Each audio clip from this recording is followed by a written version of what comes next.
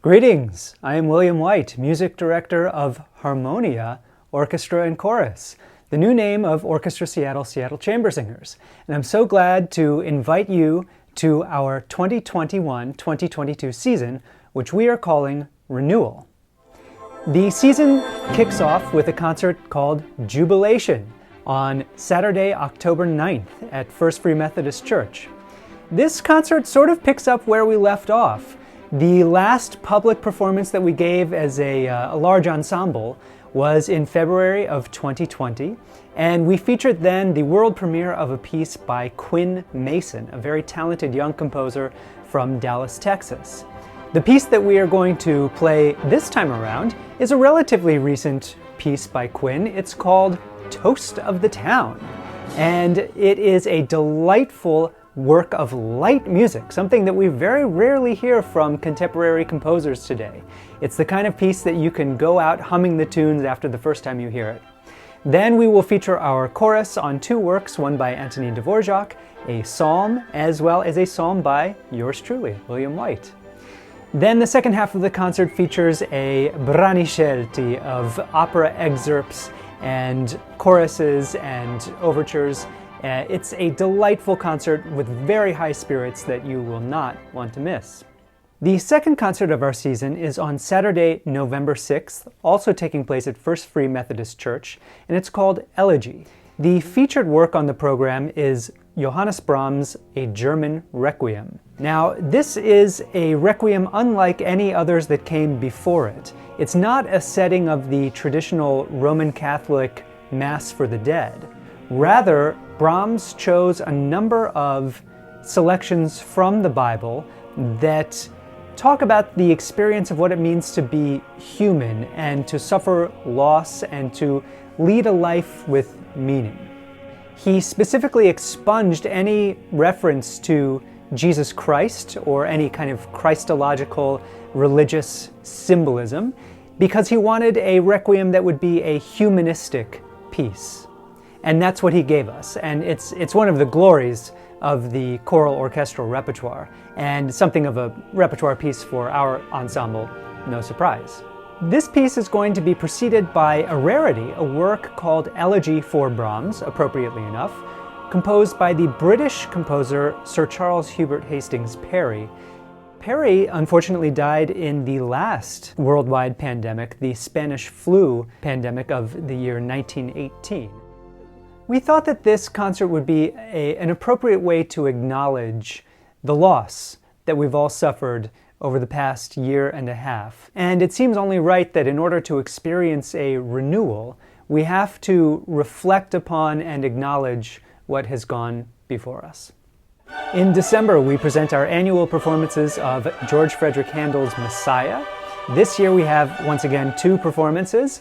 The first on Saturday, December 18th at First Free Methodist Church, and then on Sunday, December 19th at Bastyr University Chapel, one of the real glories in terms of acoustic spaces in the Seattle region. Once again, this year we have a fantastic lineup of soloists, and I just know that people really are looking forward to this. Messiah is the piece that we used to get back into the swing of things this past summer when we were able to start making music together again as an ensemble. We decided to get together and just play and sing Messiah because we know it so well, we love it, and it is such a mainstay of what we do in terms of making music. On Saturday, February 5th, we present our fourth concert of the season entitled Resilience. This is an orchestra-only program made up of music written right at the outset and during World War II. And the idea is to explore how composers and musicians continued to make art in spite of so many obstacles, in spite of the violence and instability and uncertainty of wartime. The program starts off with music by William Grant Still, his poem for orchestra. A really turbulent and roiling piece for orchestra. It has notes of a noir film score interspersed with hints of spirituals, and it's all really tied together with this amazing orchestral texture. The second half of the program features Sergei Prokofiev's Fifth Symphony, one of the crowning achievements of 20th century symphonic writing.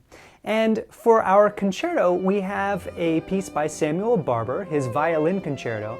And I'm very excited to say that we will be joined by the violinist Rachel Lee Priday, who is in addition to being just a fantastic virtuoso player, she's also a really interesting artist who is engaged in a lot of cool collaborations with other composers and artists. And I think that you're going to find her performance really a knockout. She's also a new faculty member at the University of Washington. She teaches violin there. Now, our fifth program of the season, which we are calling Resurrection, appropriately enough picks up where we left off in March of 2020. We had intended in March 2 years ago to present a performance of Johann Sebastian Bach's St. Matthew Passion, one of our real favorite works. But of course, it was really when the pandemic was kicking into high gear, we had to unfortunately cancel that program and the one that came after and the season that followed. So now this is our second bite at the apple. It's going to take place, inshallah, on Sunday, March 13th at First Free Methodist Church. And it's really a piece that you have to experience at least once in your lifetime. It's a piece unlike any other. It's a universe unto itself. And though it tells a very traditional story of the suffering and passion of Christ, it infuses it with so much interior feeling and emotion and such a personal understanding of what it means to go through hardship that I just can't recommend it highly enough. It's got a double chorus, a double orchestra. It's a piece that's larger than life, and I think that that's really what it's intended for. So we certainly hope that we will see you then. Our final concert, Celebration 2.0 as we're calling it. Once again, this is a version of a concert that we had hoped to present in 2020. This concert will take place on Sunday, April 24th at Benaroya Hall. And the featured work is Maurice Ravel's, oh, he's right there, Daphnis and Chloe. People who are familiar with this piece will think of it maybe as a ballet, but Ravel himself called it a symphonie chorégraphique. So the idea is that the symphony, the music itself, is telling the story. It is a unique bit of choral orchestral repertoire in that it uses the voices of the choir as another instrument. The voices sing only oohs and ahs, and because of this, they add this extra level of, I don't know, it's sort of trying to evoke an ethereal Greek theatrical experience, something like the Aeolides or, the sirens off in the distance. And it binds together these two forces in a way that's unlike anything else. It's one of the paramount achievements, once again, I would say, of the 20th century orchestral and choral orchestral repertoire.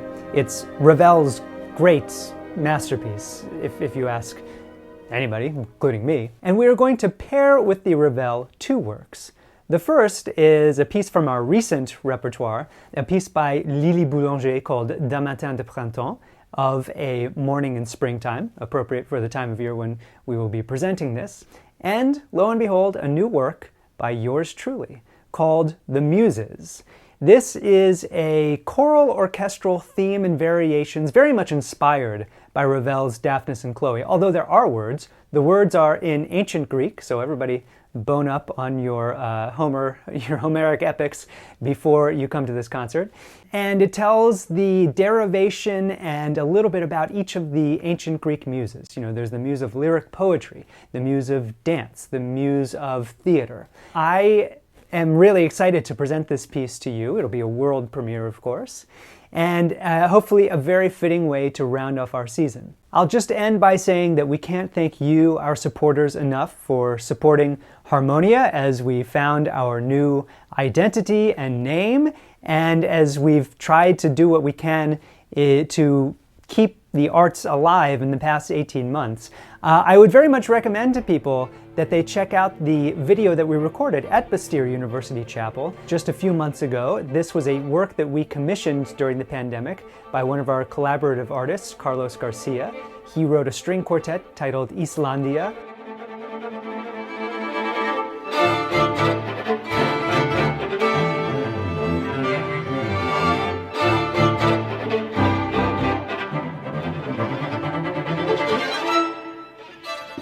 The video is so cool, it sounds great, features 4 of our wonderful orchestral musicians playing this quartet. We'll make sure that there's a link to that in the description below. And before I leave, I will just say that your support means the world to us. If you want to help us get our season off the ground with some startup funds, which we could really use right now, be sure to go to harmoniaseattle.org/support.